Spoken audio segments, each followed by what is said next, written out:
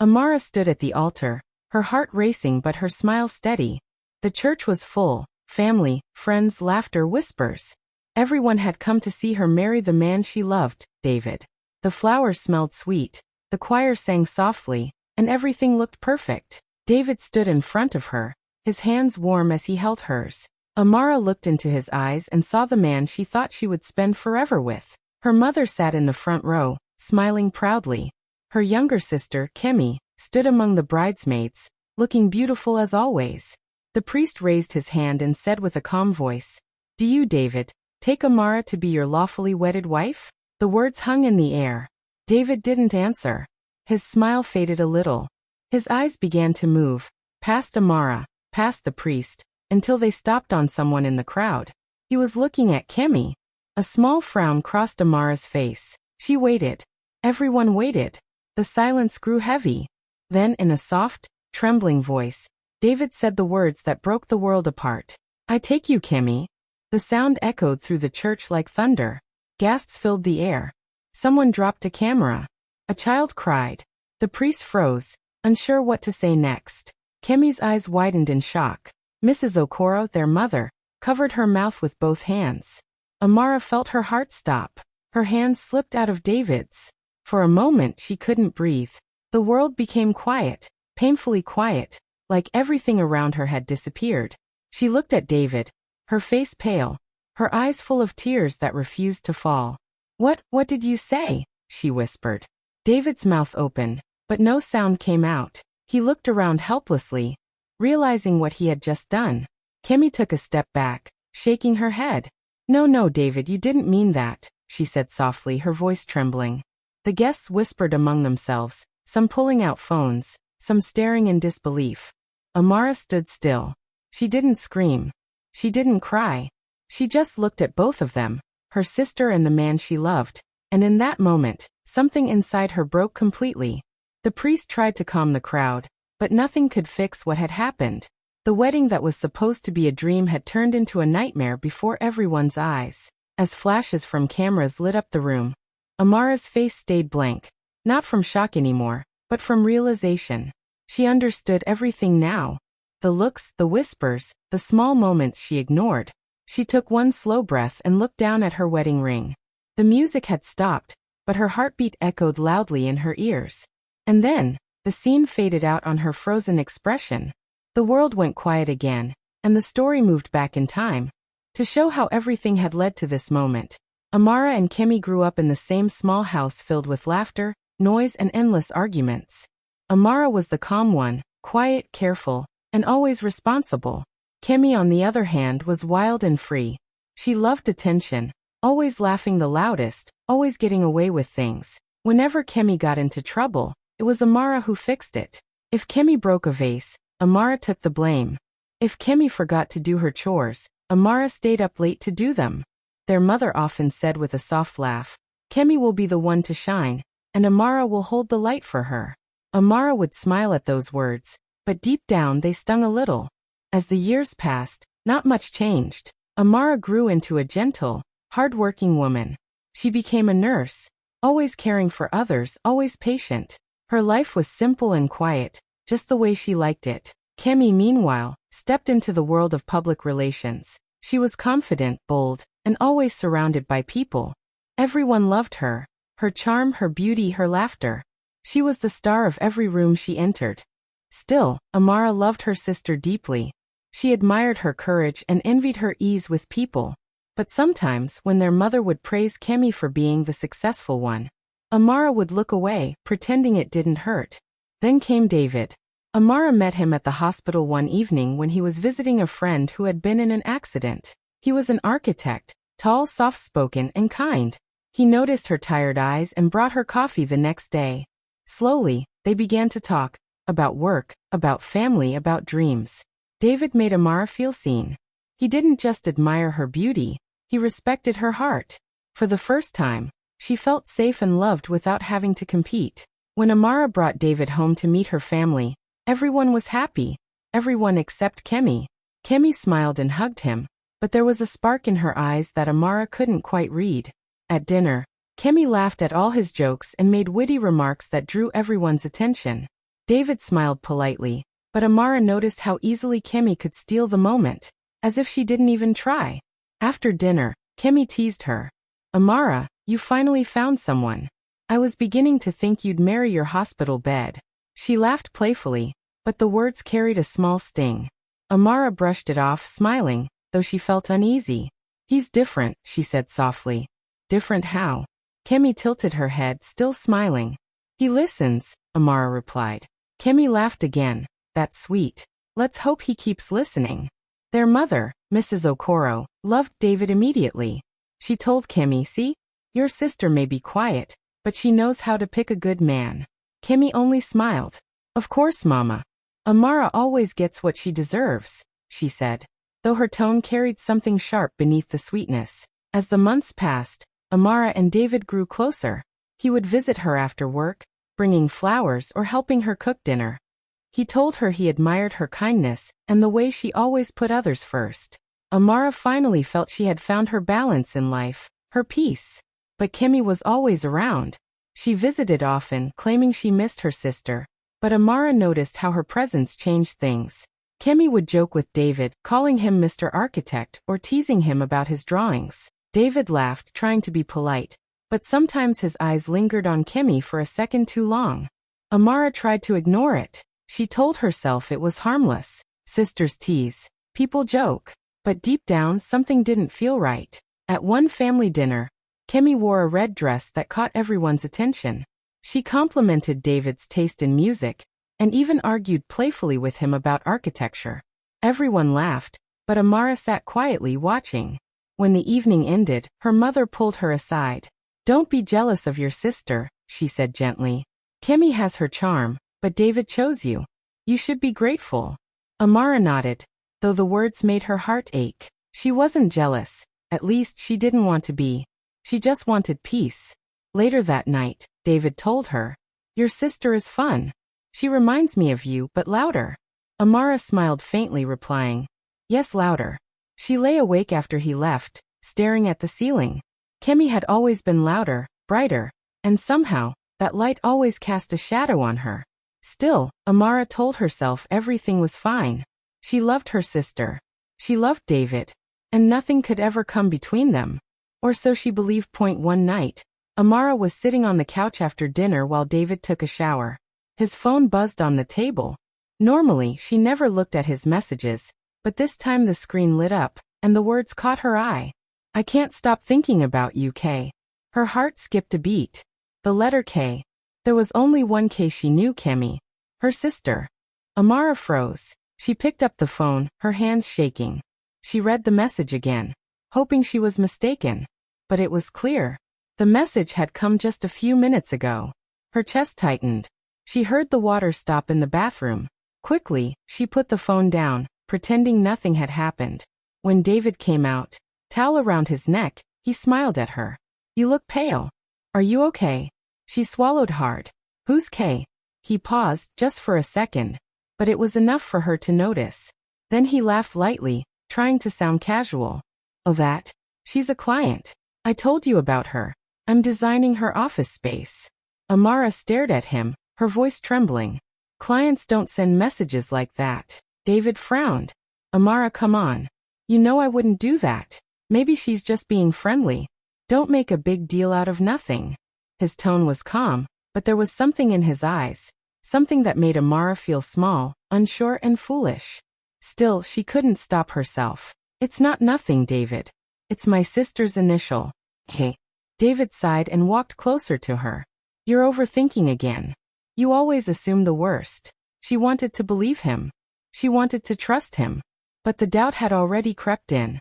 The next morning, she called Kemi. Her voice was gentle but tense.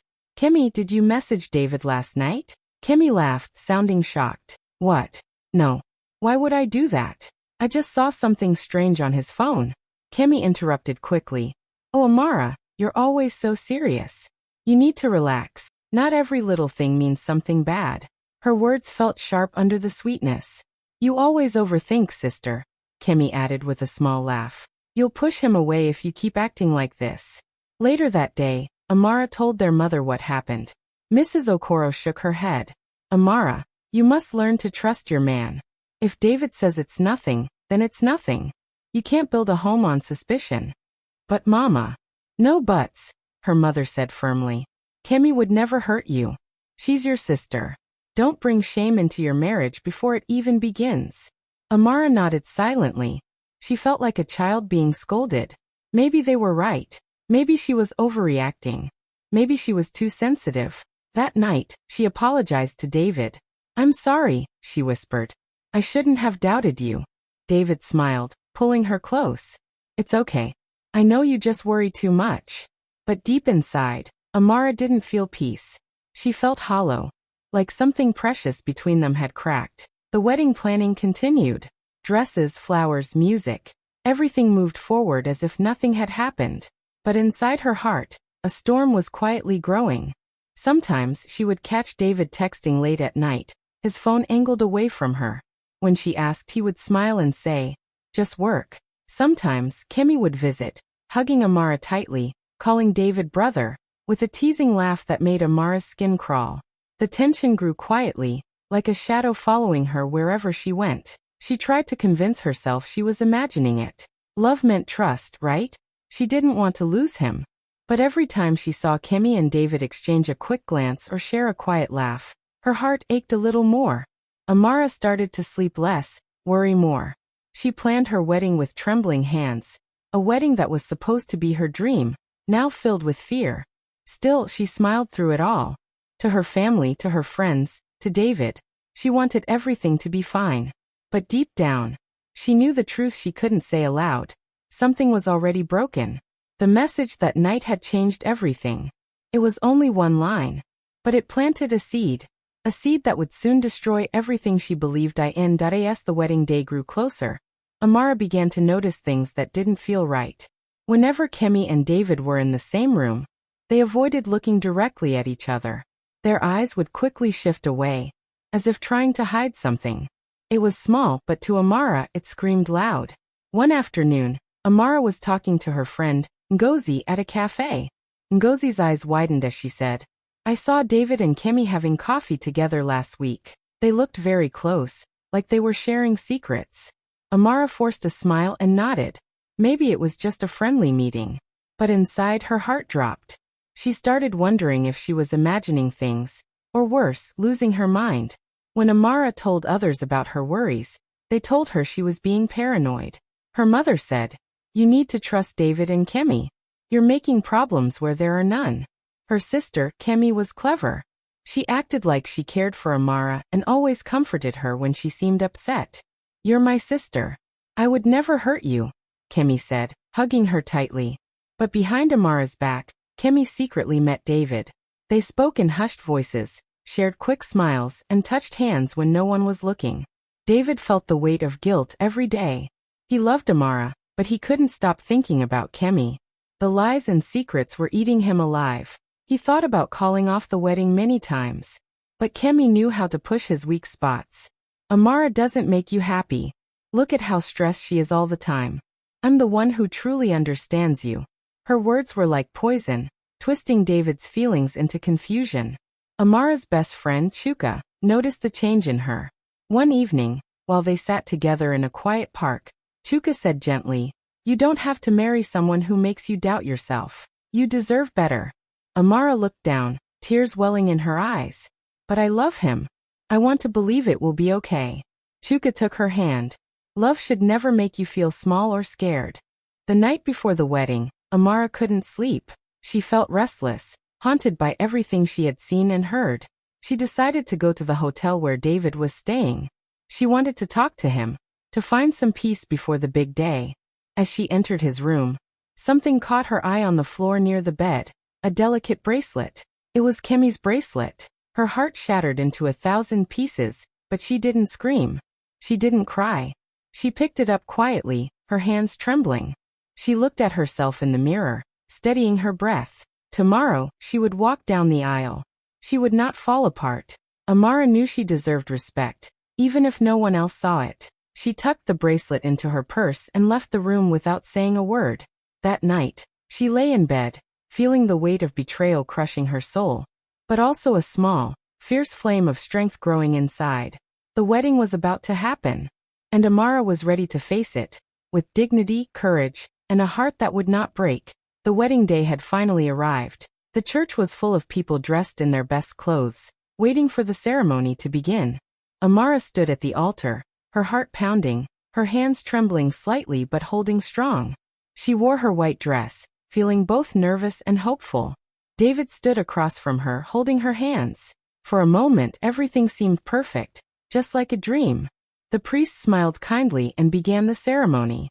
"Do you, David, take Amara to be your lawfully wedded wife?" the priest asked, his voice calm and clear. David's face changed. His smile faded. His eyes moved away from Amara and slowly looked toward the crowd. Then his gaze landed on Kemi. The church went silent. And then David said it. The words that no one could believe. "I take you, Kemi."